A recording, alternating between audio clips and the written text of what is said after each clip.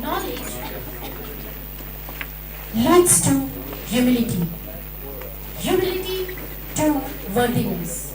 From worthiness comes prosperity. From prosperity, righteousness. And from righteousness, the happiness. This profound verse beautifully reflects the spirit of the International's academic congregations. Good afternoon to one and all present here. It gives me immense pleasure and a deep sense of honor to extend a very warm welcome to all the dignitaries of the day, our esteemed keynote speakers, respected faculty members, researchers, delegates, and dear participants to the International Conference on Recent Trend in Computing, Science and Technology, that is ICRTCST-2026. Today is truly a special occasion as we are privileged to be in the presence of some of the most distinguished academic researchers and thought leaders from India and abroad, whose contributions have significantly shaped their respective fields. So let's conclude the program. The note speaker right now, I would like to extend a cordial welcome to Professor Dr. Ayan Budi Sentana, Professor, Polytechnic Negeri Bali, Indonesia. His expertise in informatics, cyber security, blockchain technology, and genetics algorithms, along with his notable publications on mobile application, security, and network protections, adds a strong global dimension to the conference. Sir, it will be an immense pleasure for us if you will give your valuable speech to us. A big round of applause to sir.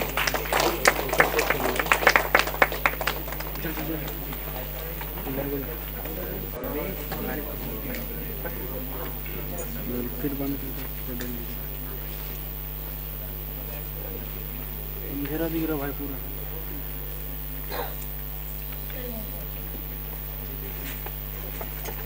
उनको बोलिए वो वाला light on करना ही होगा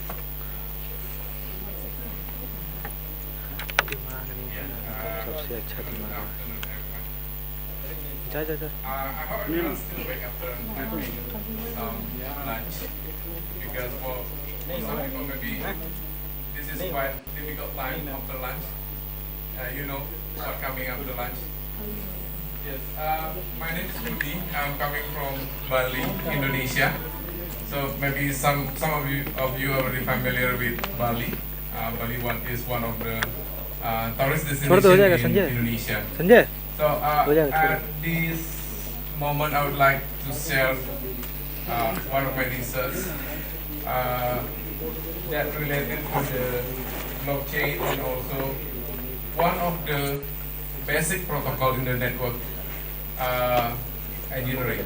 So before I continue my presentation, I would like to know how many of you that coming from the computer science background? Only a few. Anybody familiar with the blockchain? Blockchain? Okay, so in my research I'm trying to combine how to use blockchain technology to secure the most basic protocol in the network, which is called border gateway protocol. So can I have a clicker or can someone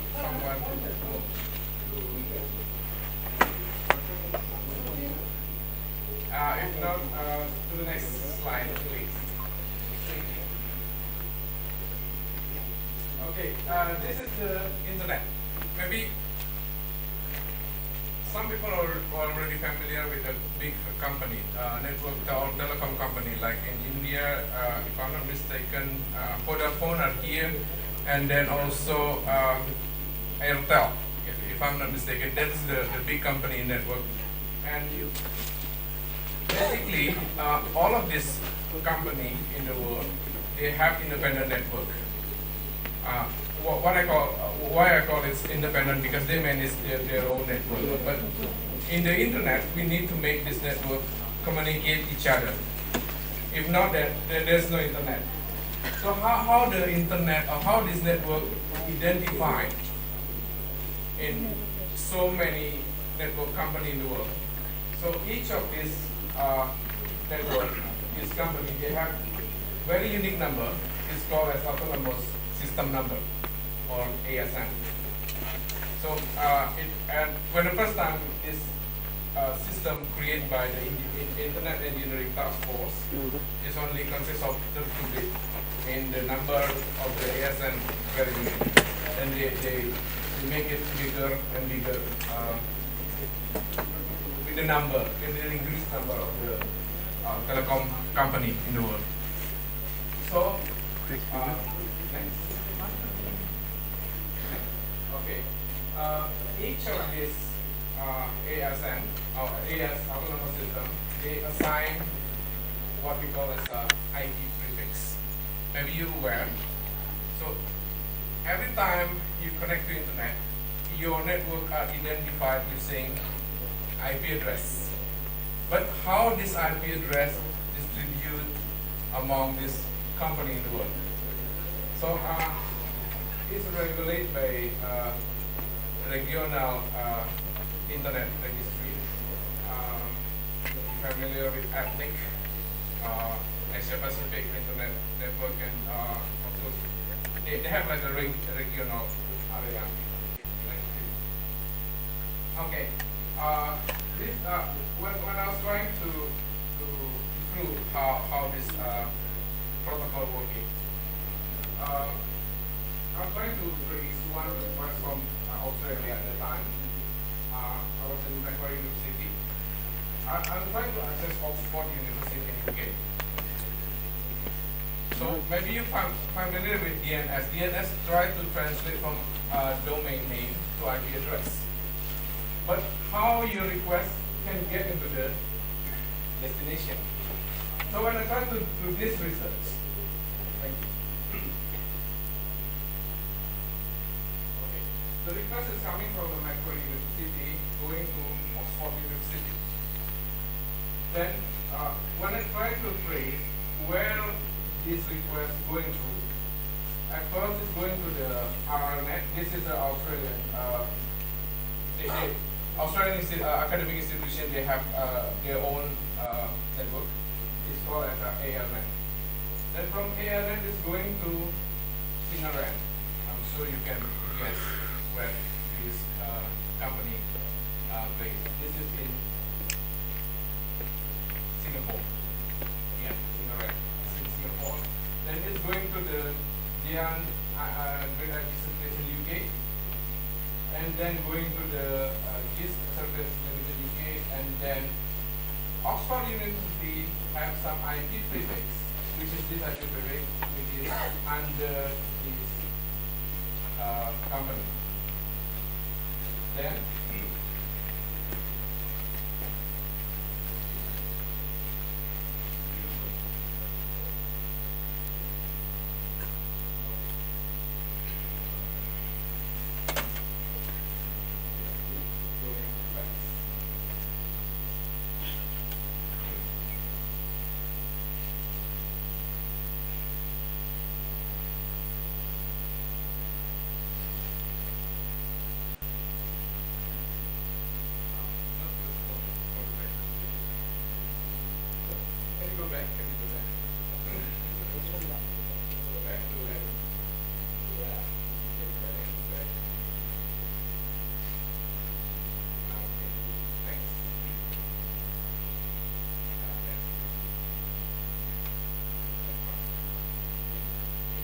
okay.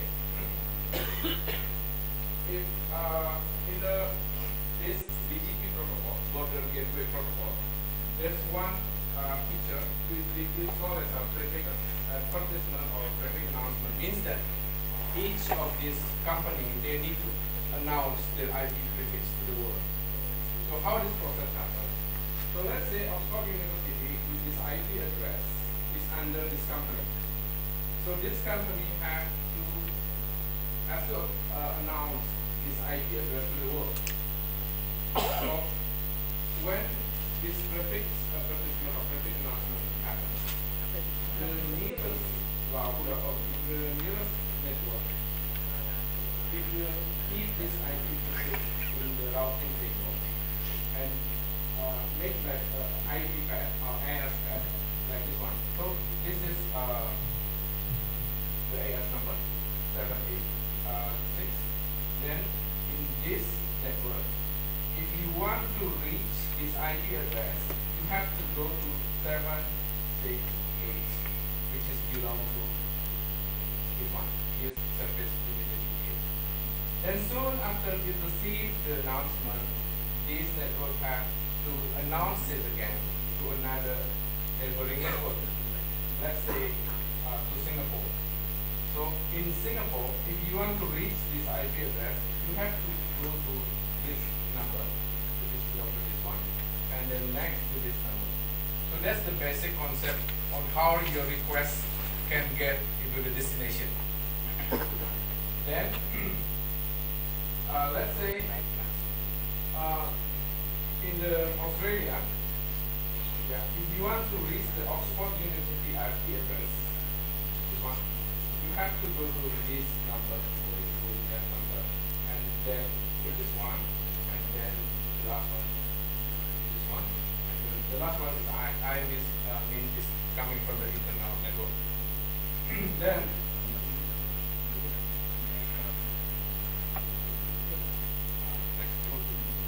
okay, this protocol is so vulnerable because what we call is a IP hijacking. What is IP traffic hijacking?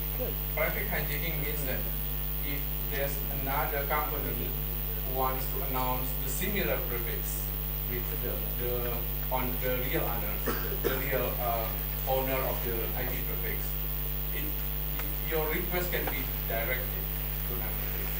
Let's say this is the IP address of the AS1. I make it simple, using AS1. So when it reads to AS5, there's a path here in the aspect of the routing table. You see that if you want to reach this IP address, you need to go to 4, you need to go to 2, and then 1. But what happens when there's another, let's say AS, I call this as a malicious AS number, let's say AS6. It's announced the similar IP address, IP prefix to the network. So what happened after that? So AS5 is supposed to reach the AS1 for this request. Then it directed to the AS6. This situation is called as IP prefix hijacking. Is there any real case for this problem? Yes, there's a few cases. It's not really exposed because the impact is quite powerful. If I'm not mistaken, like 10 years ago, there's a case in Pakistan. So at that time, there's some YouTube channel. It's showing some improper, let's say improper video, and the Pakistan government want to take down the content because it cannot make YouTube want to take down that video. And what happened after that? Pakistan government forced the Pakistan Telecom to block that YouTube channel, the YouTube channel. What the Pakistan Telecom did is now doing the IP prefix hijacking, which is now the similar IP prefix with YouTube has. So what happened after that? All the South Asia that want to access YouTube is going to Pakistan Telecom. So you know the impact, right? After that, so the Pakistan Telecom is flooded with so many requests. You know how many requests YouTube has every minute, every second.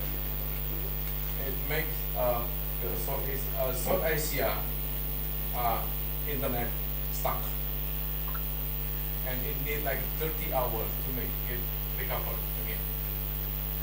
So the last case that happened to the big company, which is AWS. AWS has one DNS server. It was like a root 53. So what happened after that? There's one malicious request that doing the IP prefix hijacking to a certain, cryptocurrency wallet. So maybe some of you using cryptocurrency wallet to store your asset in the cryptocurrency. So what happened after that? It created like a fork. So all the cryptocurrency system, they hate forking. You know, the blockchain system, all the node, they try to reach the last node, and they compete to do that. So what happened if forking happened? The system of all the cryptocurrency system will be crashed. So it caused million or billion loss for the cryptocurrency owner at the time. So that's the real case why this is right. So my proposal at the time is to combine the blockchain technology to prevent the IP prefix hijacking. So if you want to talk a little technical thing about this, we can discuss after this. But what I want to say to you that the concept of using blockchain technology to secure this protocol, I saw the first presentation in Internet Engineering Task Force was done by Huawei company in China. So in 2021, if I'm not mistaken, I tried to reach Huawei and asking how their research with this concept or using blockchain technology and BGP protocol doing, and they say they stop. There's no much development in their research. So what I did at the time is I tried to say to the Huawei that I did the same research. What if we try to collaborate? Because why I offer this to Huawei? Because Huawei is the first company that present this concept in the Internet Engineering Task Force. So in the Internet Engineering Task Force is basically the let's say the organization that regulates internet in the world. Then I was so naive at that time because what I'm asking is just to do some internship in their company. I'm still a student at that time, and they said, okay, we can help you to do the internship, but you cannot do it in Australia because you know the reason, the geopolitical thing. If you want to do the research about this thing, you have to go to Shenzhen or Shanghai. I can't do that because I got a scholarship that put me in the Macquarie University at the time in Australia. So I proposed this concept, and it is slightly better than what they present in the Internet Engineering Conference. I was trying to find someone to talk to about this concept because not so many people are talking about this basic concept or doing research in this very basic internet protocol. Then I finished this research in 2022, and Huawei still doesn't have any, let's say, a good development in their research. And this concept already published. And after this, there's so many concepts that using blockchain technology model. This is one of the pictures in the blockchain that I show you the concept. So the concept is if there's any request coming from or traffic announcement coming from one of the it will be try to conform to the blockchain. if there's any traffic coming from the malicious network, and they try to announce a similar IP address, then if the IP traffic doesn't match to what is stored in the blockchain network, then the request will be blocked. Yeah, that's the simple concept, but very difficult to implement actually, because basically the internet service provider, they don't want to lose the profit if they take down their router. So that's the reason maybe until now that there's not much company that want to secure their network. So basically internet has very high vulnerabilities in a very basic protocol.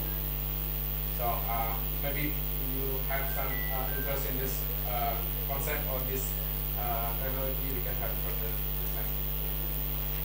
Okay, I think that's the research that I try to share with you. If you want to have further discussion, we can have it after this. Thank you very much.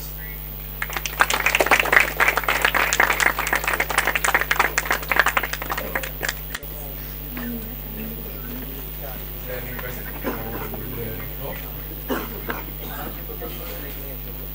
No? If no, I think I can conclude this presentation. Thank you very much for your attention. Have a good day.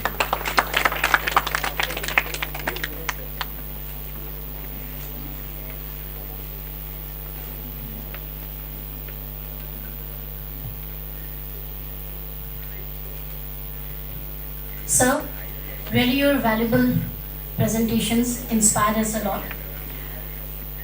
Respected keynote speakers, your presence has truly elevated the stature of ICRTCST-2026. We are confident that your insightful deliberation and scholarly interactions will inspire meaningful discussions, innovative ideas, and future collaborations. Once again, on behalf of the organizing committee, I extend a hearty welcome to all our esteemed keynote speakers and wish everyone a highly successful and intellectually enriching conference. Now, I would like to invite Dr.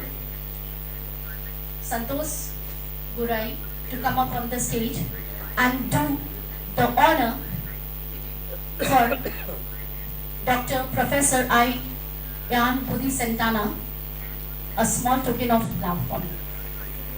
Sir, please.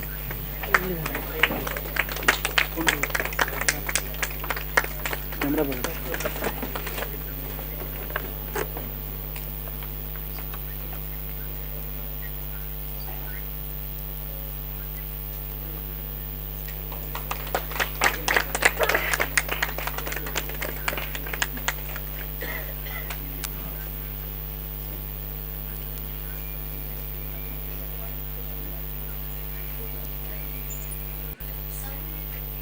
Santana sir, please. Sir, I would like to request Brinda Singh sir, Chaturvan sir, and Sakrit Singh sir, please come up on the stage and do the honor.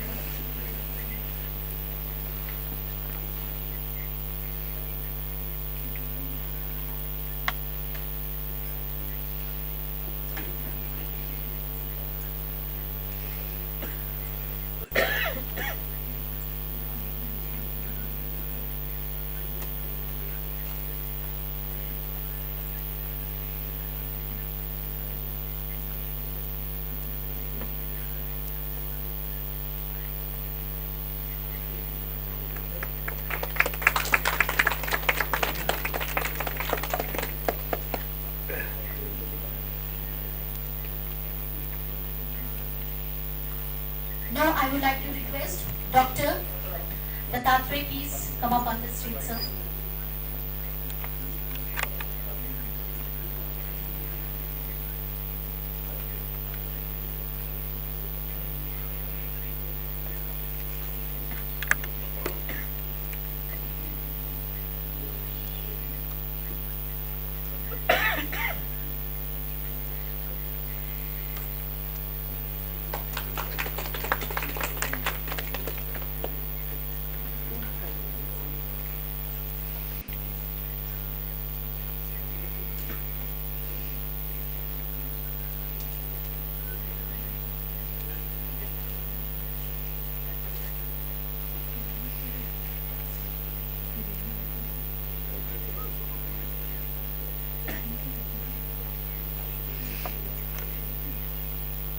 Thank you, sir. Thank you once again.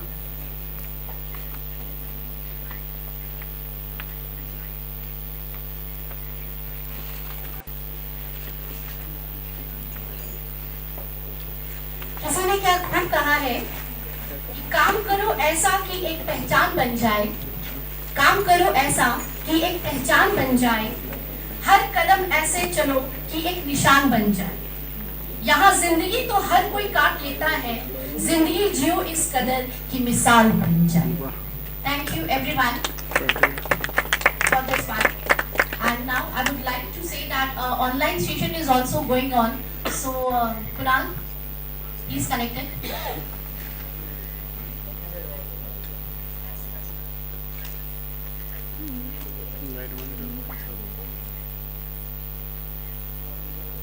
ऊपर में भी flight चल रहा है।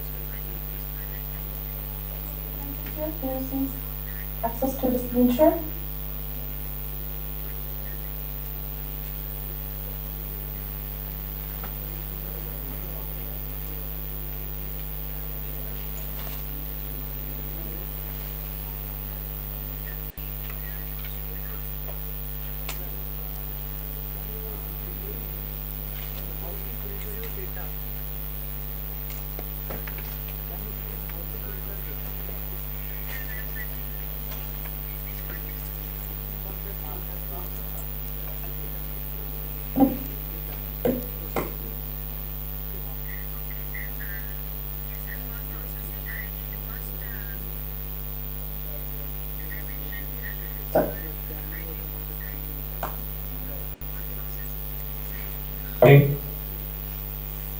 Excuse me.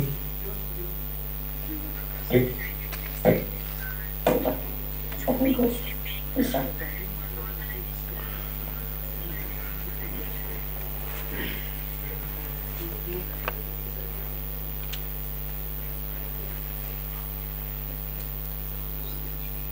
Yes, please. Right. Okay, that's fine.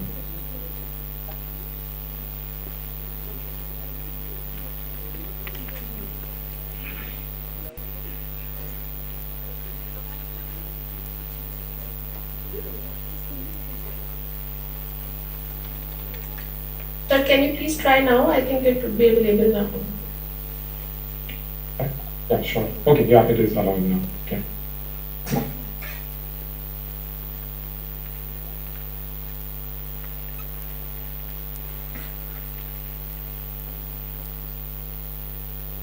You can see it, but can you please put in the presentation? Yep, yep. Right now. Okay. The topic that we so basically what happens is, like, industry, we have most of the companies using tabletop exercises instead of using like real world simulation exercises. So that is why I'm presenting this, like why tabletop exercises are not sufficient, and what is the reason why we need to have a different kind of test. Firstly, ransomware attacks are very common in IT industry now, and especially in US. So ransomware attacks happen a lot, where the bad actors target the third companies, and they also target the backups of the company. So attackers now deliberately attack backups, and they spread laterally, and it remains undetected for long periods.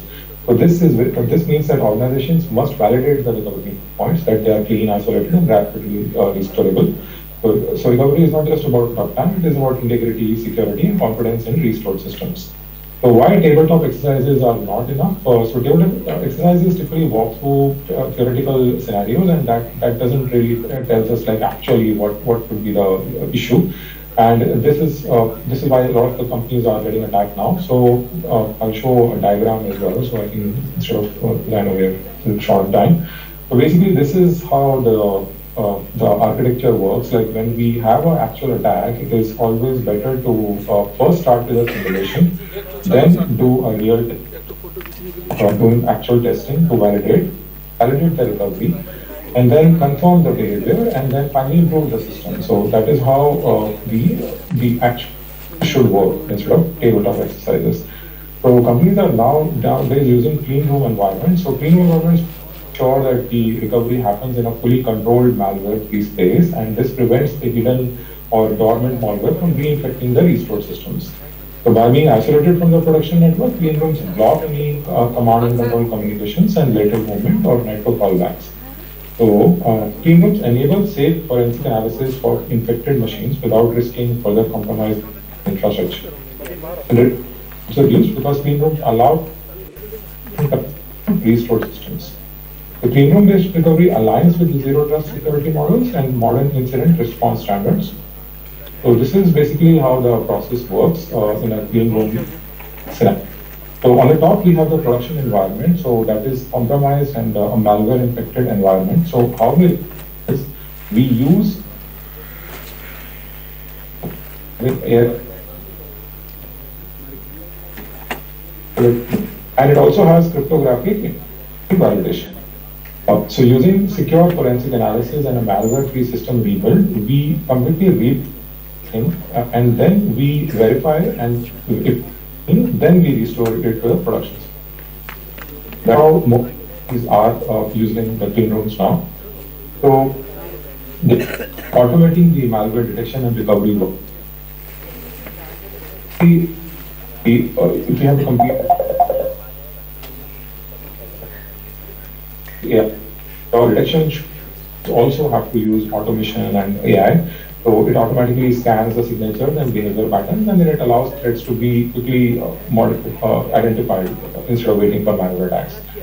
So this is basically how the automated malware detection and recovery works. So the left side, we have the AI and machine learning for threat detection. So basically the orchestration and automation is in the middle, and then the intelligence layer has the supervised learning model, the unsupervised learning model, and the deep learning models, and continuous refinement from the past incidents. Then in the middle, the automation and orchestration is basically where we have the automated playbooks and the isolated compromised devices, which block the traffic. We have patch vulnerabilities and auto recovery processes.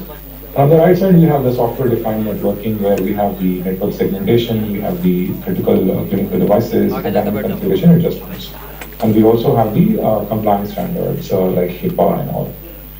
So why the cyber recovery through orchestration is getting popular now? Because it enables automated coordination of backup, detection, isolation, and restoration processes, so which reduces manual intervention and minimizing recovery during cyber incidents. So this is another architecture, basically how it works. So we have the orchestration platform, which uses the backup and storage, and we have the threat detection on the right. So the way it works is basically once we isolate and contain, and we use the backup and recovery for that, then we are able to protect. So the automated backup and detection and recovery processes, the integrated and coordinated workflows, and rapid testing and validated recovery helps with all this. So I'll move on to the disaster recovery plans and resilience plans. So many disaster recovery and resilience plans look complete on paper but fail to address real-world attack scenarios. So the hidden gaps often emerge from infrequent testing and silo ownership. That is why a deeper review of recovery plans help organizations uncover weaknesses in recovery time objectives, communication workflows, and validation processes. So the over-reliance on automated assumptions such as billing, backups are always clean, or infrastructure will remain stable can leave organizations seriously unprepared for modern threats, including ransomware. Limited visibility into complex application and system dependencies often result in incomplete or failed recoveries. How we build executive confidence through provable recovery readiness is basically using strong executive confidence by clearly demonstrating frequent testing and evidence-based validation. If we have well-defined RPO, recovery time objectives and recovery point objectives, then the historical test outcomes give executives business relevant proof of organization resilience. Then I'll move on to the blueprint basically. So a well-defined recovery validation blueprint establishes a structured and repeatable framework that ensures recovery processes and also standardized validation workflows, reduce variability and human error by clearly defining testing, success criteria and approval checkpoints. So this is basically a recovery validation framework. So how it works is that it has basically recovery validation framework in the middle. It uses industry standards and regulatory requirements, and it also uses the audit-ready documentation. Now, how the workflow works is basically the continuous automatic validation keeps happening, and then the compliance and approval checkpoints also are used. And on the right, we have the transparent and repeatable results.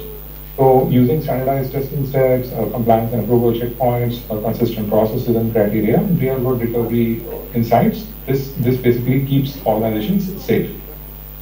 And then finally, the business continuity outcomes. So validated cyber recovery programs is leadership measurable confidence that the organization can withstand and recover from ransomware and cyber incidents, and by continuously testing recovery in premium environments using automating workflows, we can verify malware-free backups, organizations reduce downtime, financial loss, and reputational risk.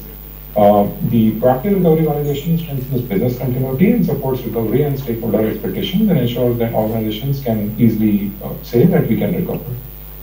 That's all from my side. Yeah, thank you for your very insightful presentation, sir, about the ransomware and how AI is also playing a role in attacking back again. Any questions from the other session chairs of the panel?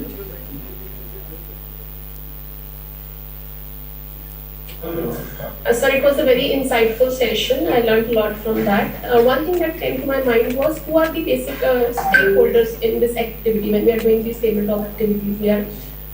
Who is the basic stakeholder? So the basic stakeholder is the business continuity team. So every organization has a business continuity team, which includes the cyber security team as well as the backup and recovery team. So they work together and they make sure that any kind of attack we are able to recover using that. So all these things are managed by the business continuity team within every IT organization. Right, sir. Thank you so much. Thank you. Perfect. Thank you so much, sir, for your very insightful presentation. I would like to invite our next keynote speaker, Ms. Dutun, who is a founder and CEO for IEEE Nexus Innovation Think Tank UAE. And the title of the talk is Innovation, Convergence, and AI Economics. Ma'am, please can you introduce yourself, and the stage is yours. Thank you very much. It's a pleasure to be here. My name is Emine. I'm based in Dubai. I have 20 years of experience in industry, which is the largest companies in the world, like Fortune 100 companies for innovation, digital transformation. I'm a finance professional. I worked in finance and corporate finance. Recently, I'm building innovation ecosystem in Dubai, and also I'm strategy advisor for government and private organizations. That's why today's my topic is innovation convergence and AI economics. We will discuss about how innovation is changing, how AI economics is changing, but mostly we will talk about the context, because context is changing now in the world.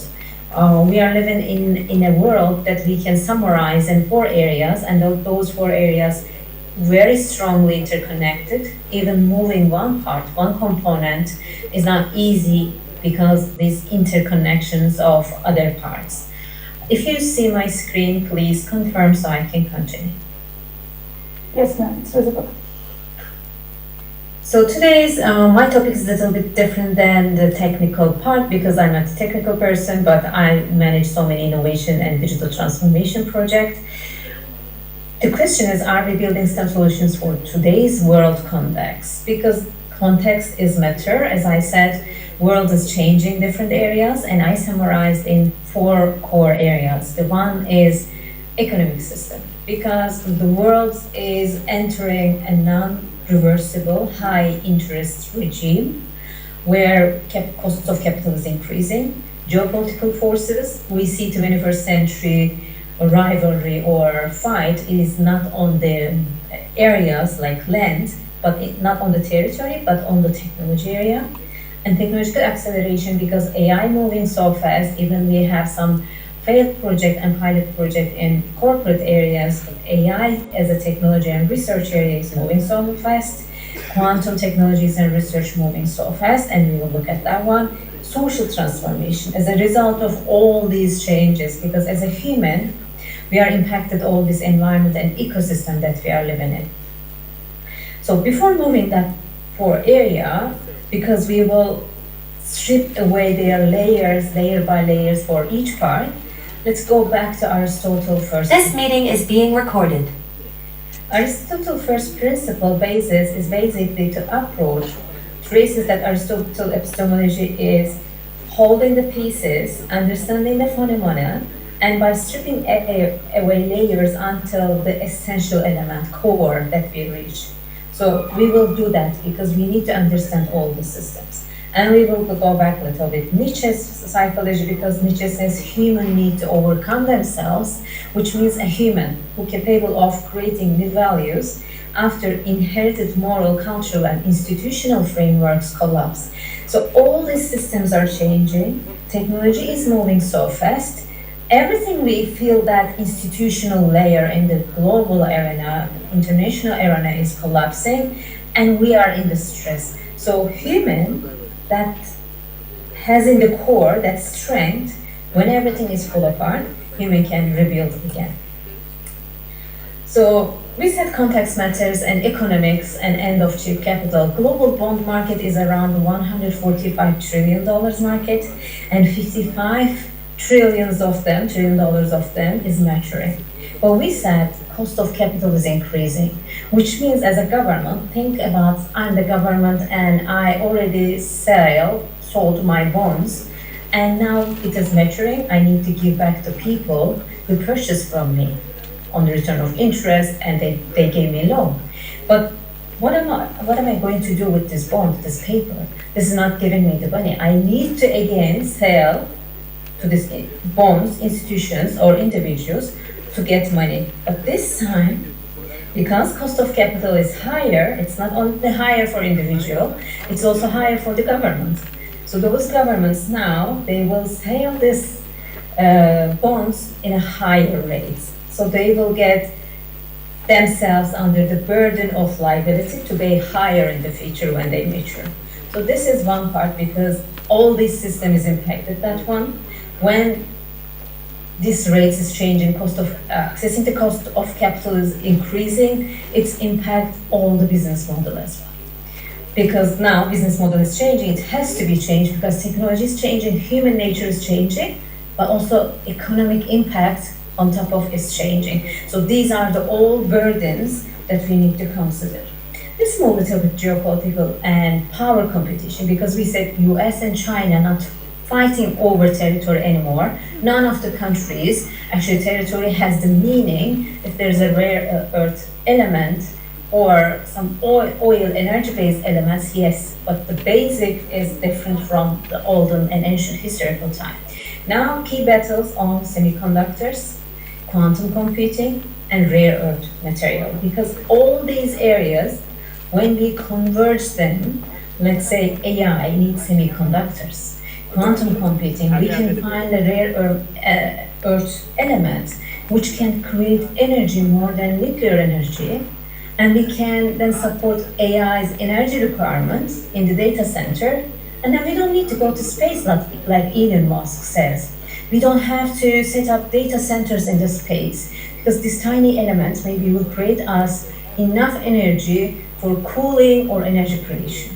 So that's the battlefield now. And of course, we have proxy conflicts. Emerging areas like Africa, it's a huge continent. It has huge amount of natural resources. We have Middle East, we have Latin America. So all these areas, again, connected with the energy source, future, AI, and quantum computing. Of course, this will impact whoever has the power, they control the narrative. That's the world now shaping. Technology, we can use technology as a weapon because at the last Davos conference, Noah Harari was talking about AI is a knife. Even you can make a salad or can kill somebody. So it is a tool that you can converge with different technologies and you can create something different, valuable, useful, or disruptive. It is not so useful, not so a betterment of the humanity and future of the world. So this is the ecosystem.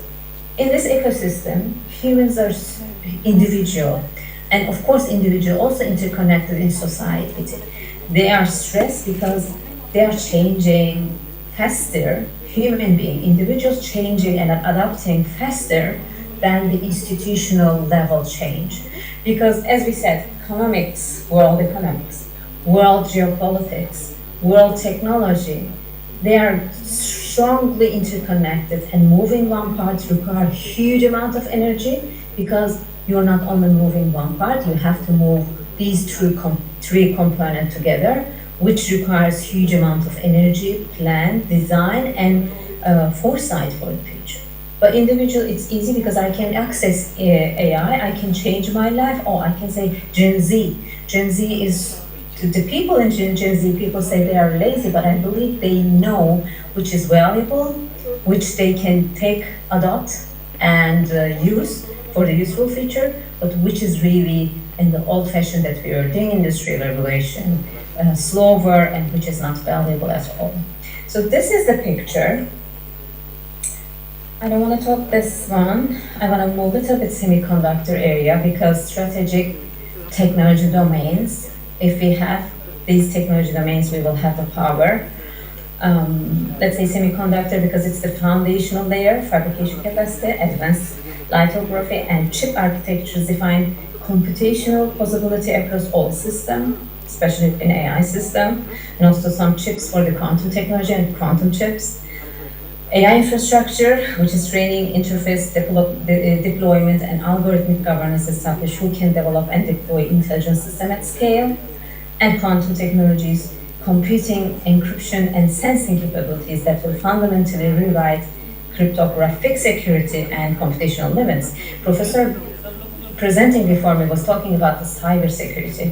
If we reach quantum technologies and quantum computing level, we can encrypt anything in financial systems, in international systems, and then things can change in weeks, not even months. So we should be ready that kind of disruptions for the future, and that is the race towards quantum. Actually, on the front page we see AI, but the real race behind the door is quantum technologies because it has most destructive power behind it. I don't want to go in detail on technical. I believe everybody here knows better than me in that topic. But in overall, energy and power, who controls energy production and distribution? It's control economic competitiveness and industrial capacity. Of course, strategic influence, you will have the power and influence, and supply chain control, which is the backbone of humanity's existential.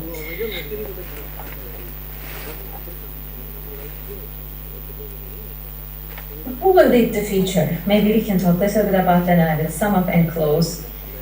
When I said all these systems are changing, first of all, that we need to understand and we need to have the capability of systems thinking, how these systems really interconnected, why we are doing this or what's happening on the world, how we can move forward. If I'm a student or a researcher or as an entrepreneur or business owner or CEO of international company or a government officer, I need to understand that systems thinking to move forward. If I'm an individual, I'm building a technology to sell people, I'm an entrepreneur. I need to understand that systems thinking because now new technologies are coming, platforms are dying, AI agent and data system is more important than any interface, any user experience, because everybody will have, let's say in the future, because we need to have the future scenarios. First future scenario, maybe everybody in the future, they have their AI agent I will have my team. They will be representing, presenting, shopping, eating, whatever I need to do. They will be knowing DNA and real-time update if my preferences change. My agent will have all the data. Then, do I have this interface for user experience on the hyperscalers platform like Facebook, Instagram, or e-commerce, or LinkedIn? Or my agent, AI agent, will need only accessing the data. So those platforms will become a data platform for AI agent because my experience is not important. I don't even care anymore for digital hyperscaler screens, but my agent will reach out data, updating my preferences in real time and shopping for me or doing whatever services I need or provide. That is the future that we need to understand. So it requires system thinking. And who to process risk, also anticipation of the future. We need to anticipate that, like I said, future, one option, maybe AI agent everybody will have. We need to anticipate and imagine the future, and then we need to design the system backwards, what's happening. But not only one options, of course, possible, because so many options possible in the future, so we need to risk pricing. If I took one option of that feature, how can I price that risk? What is the value? If I change business model, if I change this, if I build this in 5, 3, 5, 10 years time, what kind of risk that I'm taking? So I need to price that risk. And we need to adopt that change because change is always equal opportunity. Thank you very much. It was really a pleasure to be here. If you have any questions, I would love to answer. Thank you for your wonderful talk, ma'am, and leading the way of thinking that how you can feel that AI is your friend. Any questions, please? Thank you for such an enriching piece of information, ma'am. It was very, very enriching. One thing that I would like your comment upon is that since we see that the world is converging towards AI, right? And what, according to you, that AI increases the inequality, economic inequality, or is it actually giving us opportunity to grow? Because you said change is opportunity. It is opportunity for those who grasp it. That is fine, right? But Yeah.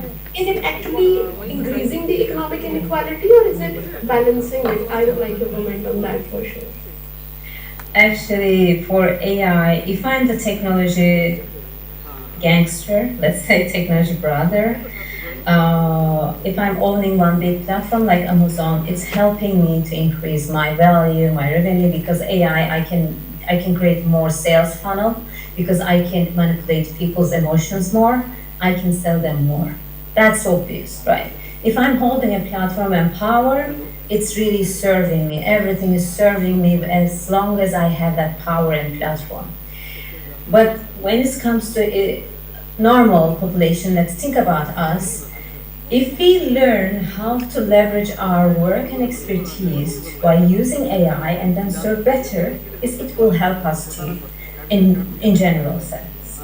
But AI needs to co-regulation because data, I have my own data as a DNA, all my DNA, it belongs to me. Last week we had roundtable in Abu Dhabi about AI policy, AI safety, and many people join us from US, Europe, and very high level of people from government as well. And I was moderating the sessions. We were talking about three areas: individuals, business, and government. What are their role, risk, and responsibilities?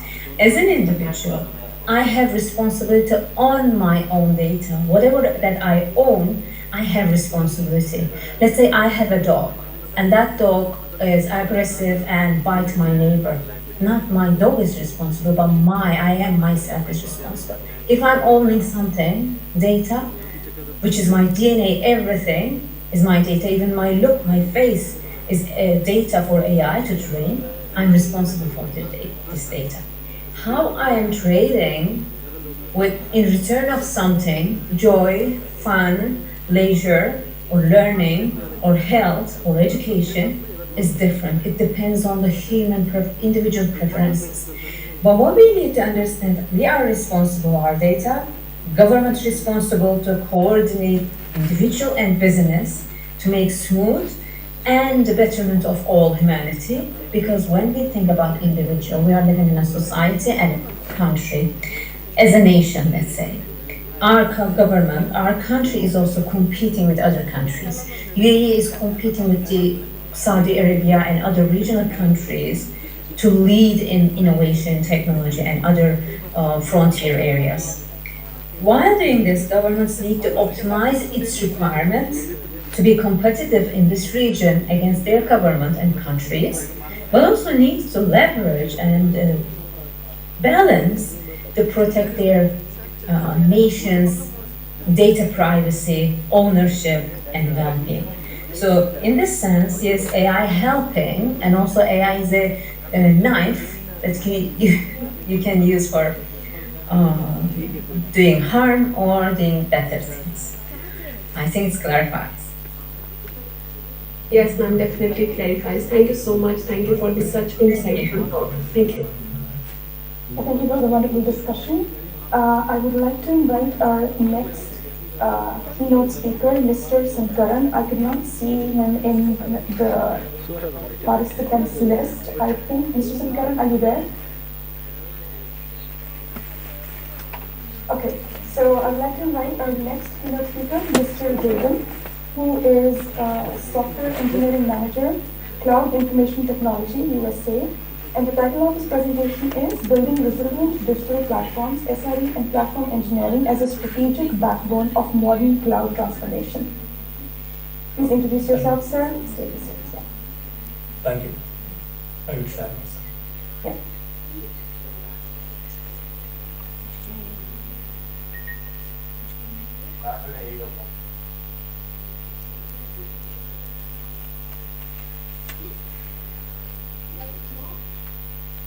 Perfect. Thank you, sir. Okay. Hello. My name is Karthikeyan Devan. So today my topic is building resilient digital transformation, SRE and platform engineering as a strategic backbone for modern cloud transformation.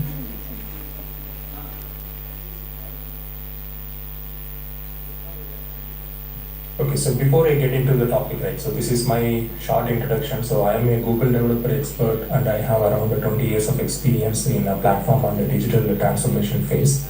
So mainly I'm focusing on the Google Cloud environment. So and also I am a speaker and mentor. I did a lot of research activities with respect to the site reliability and all other things. So this is my short introduction. So currently I am a software engineer and I'm working in the USA.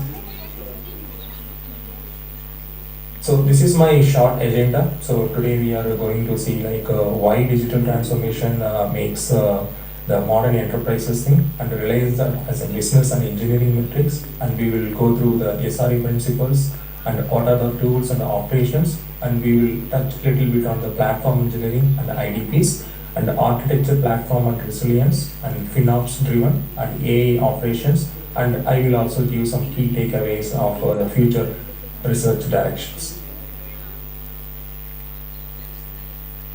So moving on to the first one, right? So model digital transformation. So all the modern enterprises currently are moving away from the monolithic application, right? So what it means is, so far in the traditional IT world, so they have the architecture fully on the on-prem servers and everything, right? So now they are moving every on-prem servers into the cloud with the technology. So what it means is, in short, right? So it is, so previously they owned the servers. So now they are renting the servers from the cloud provider, right? So that is what it is now. Currently, the cloud era is going on. So with that in place, the digital transformation and the power fintech industries and the data-driven enterprises, right? So these are the key industries which are putting more effort in the modern cloud era. So with that in place, right, so in order to make the cloud digital transformations, so platform team and site reliability and engineering teams are enabling the rapid innovation, right? So what this team is doing is, for example, let's take Amazon as an example, right? So whenever as a customer you are going to buy a product in Amazon, right, that site needs to be always up and available. So those type of reliability metrics and all other things, so the platform team and site reliability team is always taking care. So with that in place, so they are responsible for the reliability, so making sure like the site is not going down for any customer at any point of time, and scalability and security with respect to the business revenue, right? So this is very important for them to make sure the things are going as per the expectations.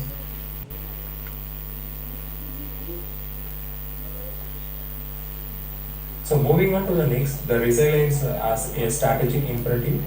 So resilience, what is the resilience means? It's a combination of the reliability, scalability, and security and cost efficiency, right? So think about if any public site is going down for a minute, especially the Amazon or Home Depot or whatever may be, right? So that cost the business in millions of dollars revenue loss, right? So we need to make sure at any point of time, the reliability of the system is very important. And also during the peak time, the system needs to be robust enough to scale it, right? So for example, it needs to support 10 users, 1,000 users, or 10,000 users at any point of time. It needs to scale automatically. And it needs to be very secure. So nowadays, because of the cloud era, the hackers are very cautious. They are very keen to attack all the sites, right? So we need to make sure security principles are there in place. At the same time, while we are implementing all these things, right, we need to make sure it is very cost efficient. And as I said, so all the public side who is facing the customer should not face any downtime. So that will impact the revenue, customer, and the regulatory compliance.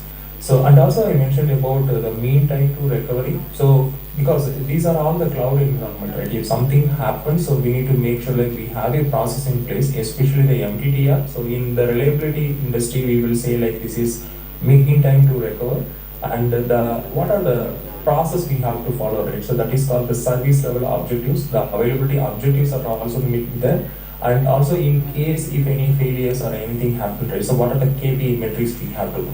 So these are all the things we need to strategically plan before we put anything into the public production. So next, moving on to specifically on the site reliability, right? So what the site reliability means, so as I said, it's a service level objective, right? So if my service or application is up and running in a cloud environment, right? So sometimes it may go down or up, right? So if it is going down, so what is the objectives are given by the cloud vendor? For example, if I hosted an application in the Google Cloud, I want to make sure it is always available up and running. But from the Google Cloud vendor perspective, they have a contract this site may go down around 5 to 10 minutes per year. So that is called service level objective. So it's an agreement between the customer who is buying the product and the Google Cloud provider vendor, right? And moving on to the next one, the important piece for the site reliability is the observability. So observability means we need to track the process end to end with respect to the metrics. So for example, if anyone comes to the website until they check out and buy the product, we need to make sure what they are doing, how much time it is taking, and what is the overall lag is taking out, so that we can improve from the site reliability standpoint, right? It will make the customer as a user-friendly experience. And also in order to make this one right, so we have to put our software in place as much as possible, as fast as possible, right? So that is called the automation. So continuous integration and continuous deployment is the process of the site reliability, right? So whenever the new packages are available from the application development team, so it is up to us to put the packages into the site, and also we need to make sure the site is not down at any point of time. That is important.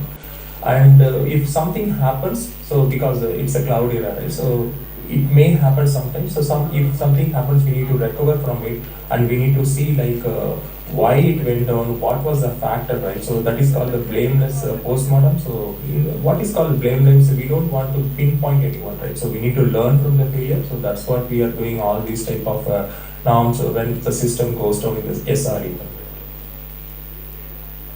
And moving on to the platform and IDP. So what is the platform and IDP means? So these modern era, right? So most of the companies are putting their internal software tools within their company. So they are developing some type of portal called internal developer platform. So those platform, what it is doing is it is enabling the developer in respect to the CI/CD. For example, if I am a developer, I am developing an application. So how fast I can ship my application into the production environment? So first it needs to go to the development, then testing, then stage, and then production, right?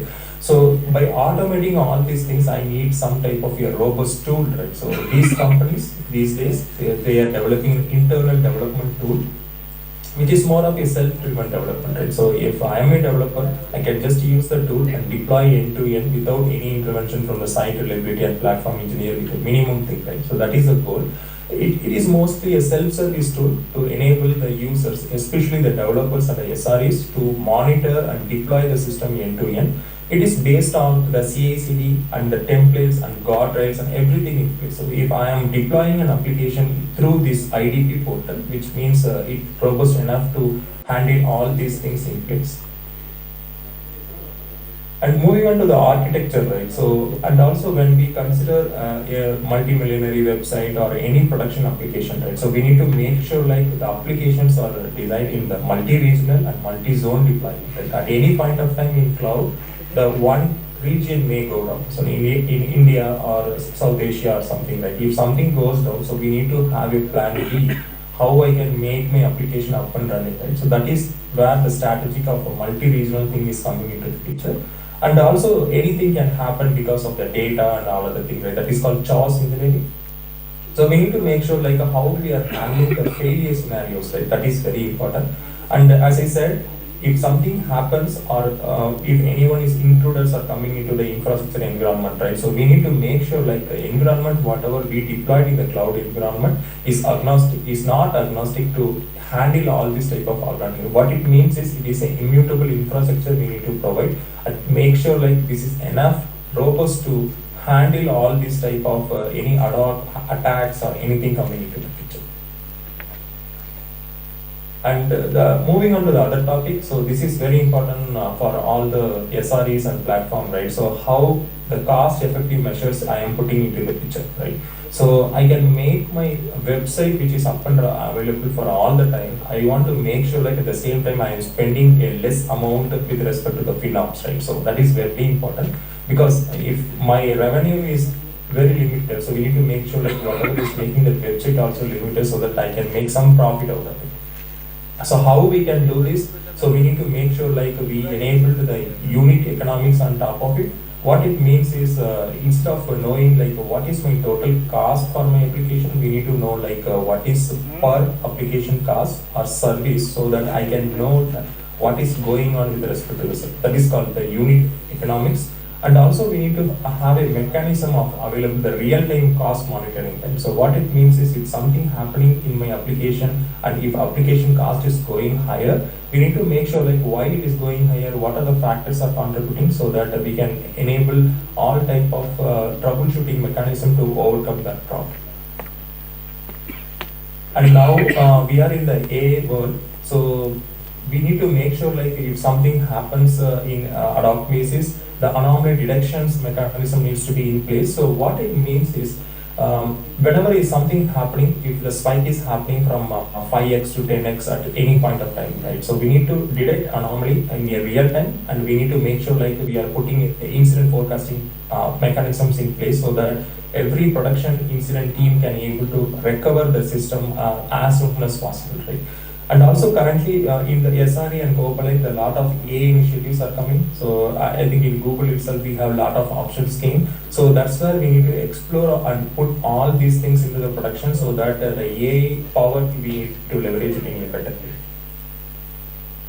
So the key takeaway from this presentation is so whenever we are putting any applications into the production, right, the SRE, the site reliability engineering and the platform engineering always put some strategic pillars for the cloud transformation, right, because they are very important along with the development team. And also while we are doing all these things, we need to consider all the resilience in future, right? So because without resilience, we cannot able to make sure like the application is always up and running. And also in future, right, so what we can do is we have to put the application and ship the application as much as possible, right? So that is called, I mentioned, as autonomous platform. So we need to put all the GitOps principle and everything in an IDP itself so that it will make the developer to deploy their application in a self-service. Yeah. And thank you, team, and let me know if you have any questions. Thank you for your very informative presentation, sir. Any questions, please? Not specifically from the talk, but sir, I would like your insights on one particular topic since we are working with students here in the university, right? I would love to know what are the entry-level jobs that are available and what career students can build in SRE or platform engineering. Or if I want to frame it in a different way, suppose I'm talking to some student who is in second year or maybe first year of BTech CSC, right? What skills that student can start gaining at this level so that he can, build a career in this particular field? So what would we guide? Any guidance? It's a question. If the students are targeting the SRE and the platform side, right? So I would recommend a few things. So one thing is they need to familiar with any one cloud technology, right? So it may be Google or Amazon or Oracle or Azure, right? It doesn't matter because all the cloud providing are the same principle at the end of the day, but they may have some console and all other changes, right? So that is fine. So one cloud technology, especially in the public cloud technology, especially Google or Amazon, they are very big in the market. At least one cloud technology we need to be very clear. And also they need to be little, handy experience. Handy experience in the sense the coding experience with respect to the scripting languages. So I can strongly prefer Python and Go as a scripting language. And also we can learn little bit on Java because we need to support the application developer. So the Java thing also good. But any one scripting language is very important for them. And along with that, they need to aware like the automation logic, right? Automation in the sense that currently a lot of public tools are available. The vendors are coming into the market. We need to have that automation mindset, like how I can incorporate those.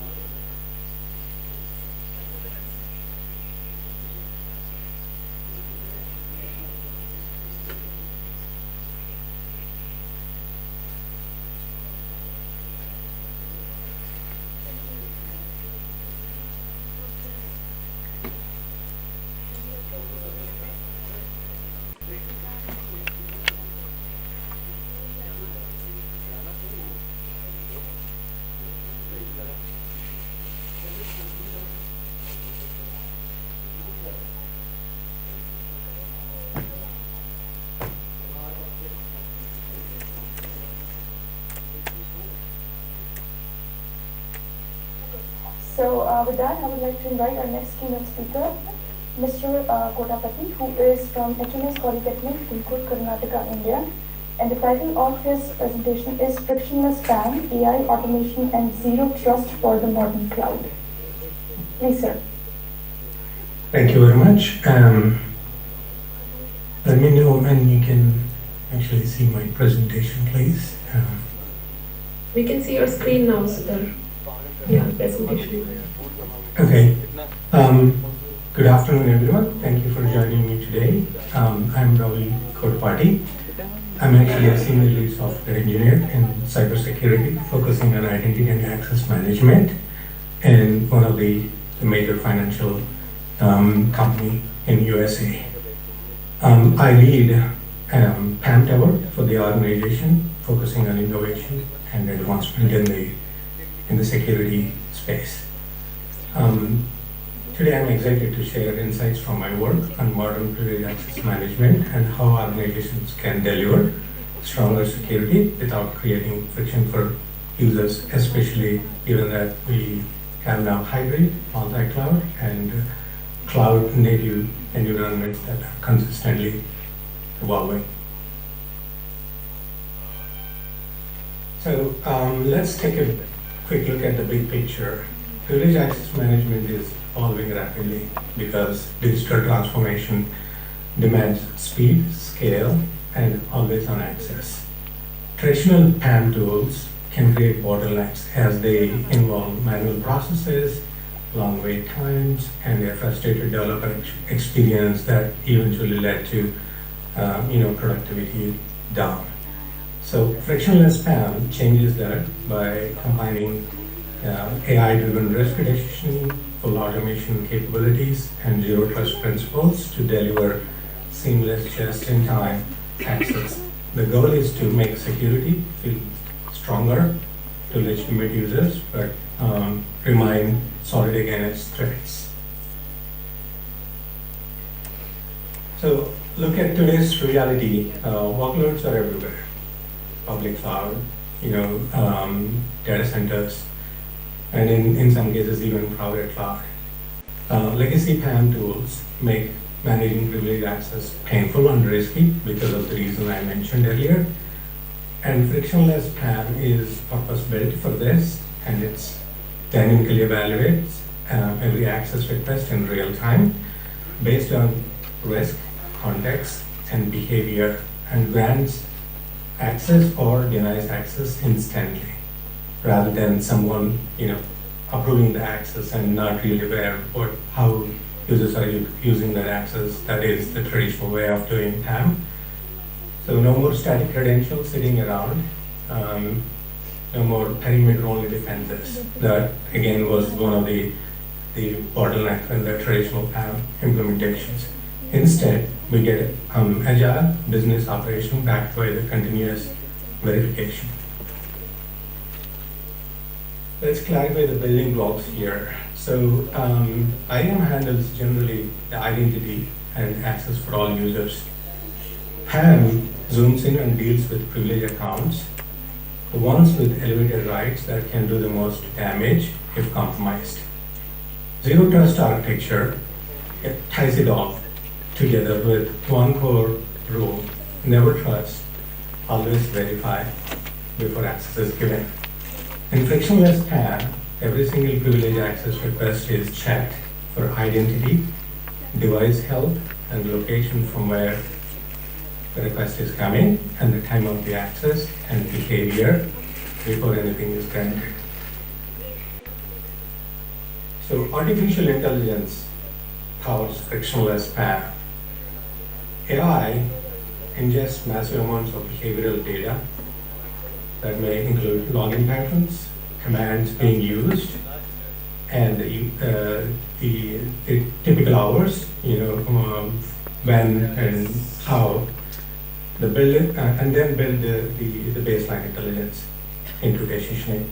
And something looks off, for example, someone trying to log into a system at 3 a.m. from a new country, which is very unusual, and also uses commands that are not supposed to be executed by that particular user in context. AI flags it instantaneously and can even block access or challenge by putting in additional layers of validation, and then alert the appropriate teams. Even better, AI predicts risk and just access dynamically, meaning reducing the level of grants that user is getting versus the level of privileges user is acquiring. No human in the loop in all of this process. This is where PAM actually stops being reactive rather than proactive. Automation takes care of the heavy lifting, right? Forget wait times, for approvals. In my experience, I've seen cases where users wait for two to 3 days before their access is granted. With automation, access is provisioned, deprovisioned, secrets are rotated, and then user sessions are recorded based on policies and triggers. This is all done automatically. And the result is faster compliance, fewer human errors, and less burnout from teams, including admin teams that are responsible for the safekeeping of the IT assets, and dramatically improved efficiency. So automation turns PAM into a background service rather than a foreground service. It involves many processes. The focus is now on zero trust architecture. Zero trust basically forms a foundation for modern privileged access management. No network location is by default trusted. No credential is enough. So users are challenged for SSL, second factor authentication, and every access is conditional, time limited, could be for a few hours or even for a few minutes, and every session is fully auditable. Policies are adopted in real time. If device posture weakens or behavior changes, access narrows, or is even revoked automatically. This approach dynamically reduces lateral movement, any from one resource to another resource, from one asset to another asset, and assuming any elevated privileges that are granted to the user, and that may lead to privilege abuse. And this also reduces insider threats. It's a security by design and not considered as an add-on anymore. So one of the most powerful feature in just-in-time access is really, not providing any standing admin rights 24/7, rather just give the access when needed. In cases where only 30 minutes access is required in a week, the standing privileges, give always on access. That's that increases the security risk. So JITs grant temporary access and least privilege access preferably, and revokes it when it is no longer required.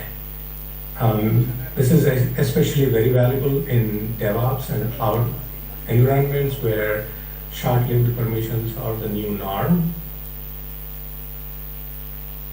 Static rules aren't enough anymore, right?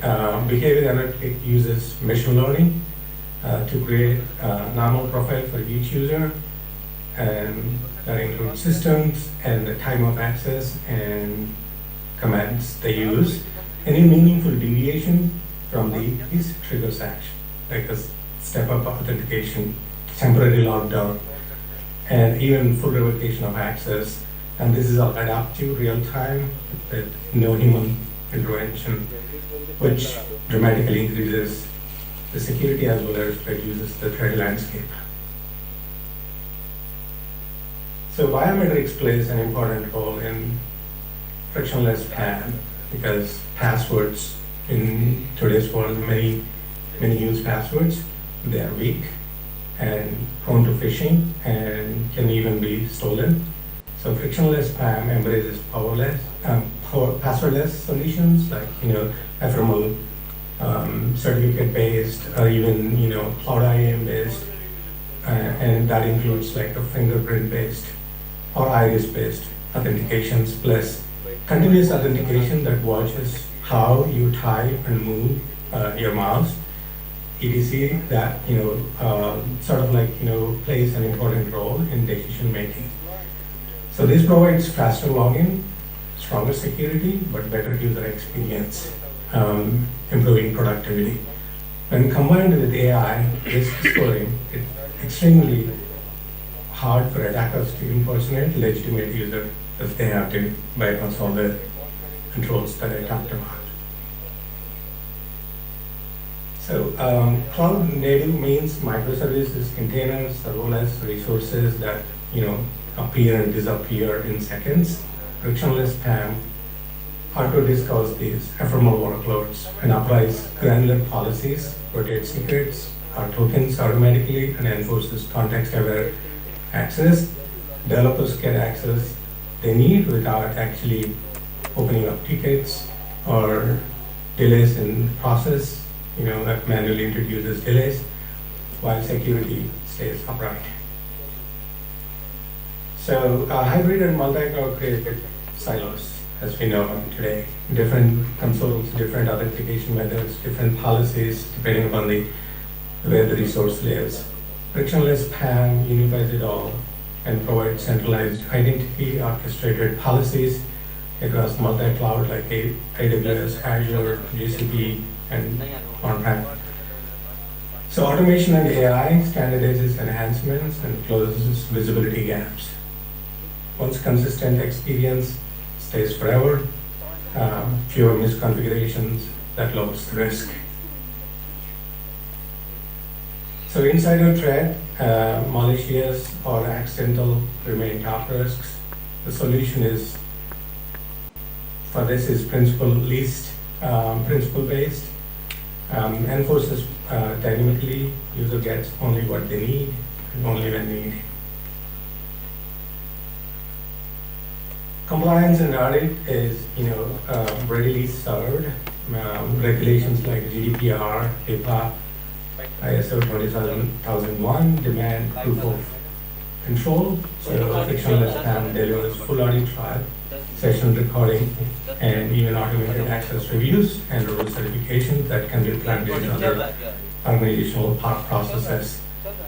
And when it's audit time, the reports are readily available with a minimum effort. Security can slow us down in terms of innovation. So frictionless PAM embedded right into CI/CD, using pipelines and other automation tools that are available. Secrets gets injected, access is auto-approved. Risky changes are flagged by AI in real time, so the necessary action can be taken to truly shift left security instead of the traditional way of reviewing and approving. Vulnerability is caught earlier without blocking velocity.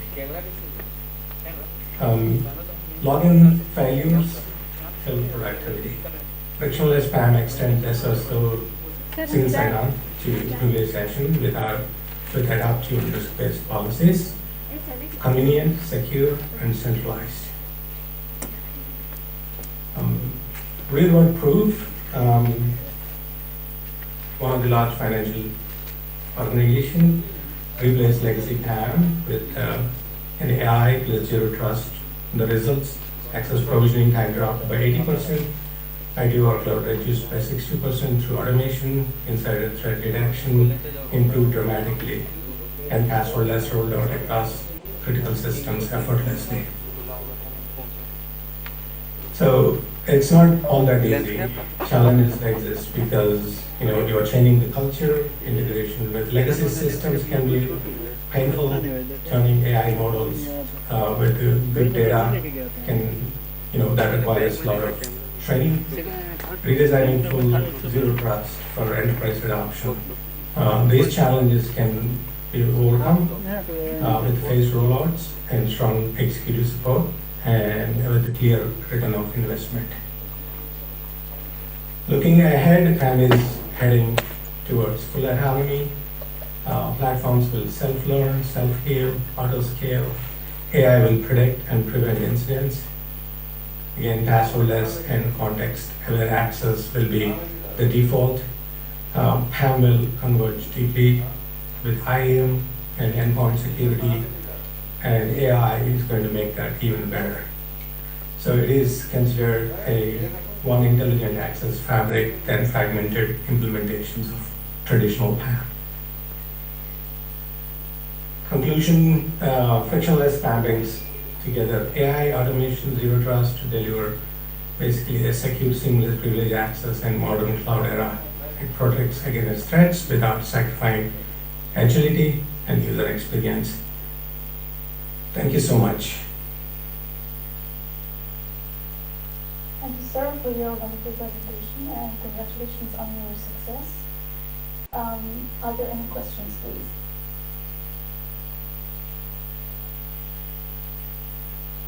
Okay, I have one. Since you said that the AI learns from the patterns, so it's learning from the patterns and it's helping us design stronger passwords. Let's say someone is trying to constantly access the account which is not his or hers. How does AI see that kind of attack or threat? What does AI learn from it? Does it help in protection? Does it block it? Yeah, good question. So there are a couple of considerations here. The first thing is, in order for someone to impersonate as, somebody else, they have to basically go through, SSO single sign-on and using biometrics as, potentially one way to bypass the control. And when the user attempts to take control of that account, there are events that are generated and the data is being provided to the model that's consistently monitoring for the patterns. And there is obviously that pattern that indicates that there's an attempt being made. So learning from it, it triggers an action to block that particular user by temporarily disabling that user from attempting further. So yeah. Yeah. Thank you for answering it and for all the information. So I'm just confirming for the last time that Mr. Sankaran and Ms. Das are not here. So if they are not here, we can conclude the session. Okay, thank you once again to all our keynote speakers for sharing their valuable insights, and thank you to all the participants for your active involvement. This brings us to the end of our session. On behalf of IEEE ICRTCST-2026 Organizing Committee, I sincerely thank you all for joining and wish you a pleasant continuation of the conference. Thanks. Thank you for the opportunity. Thank you so much.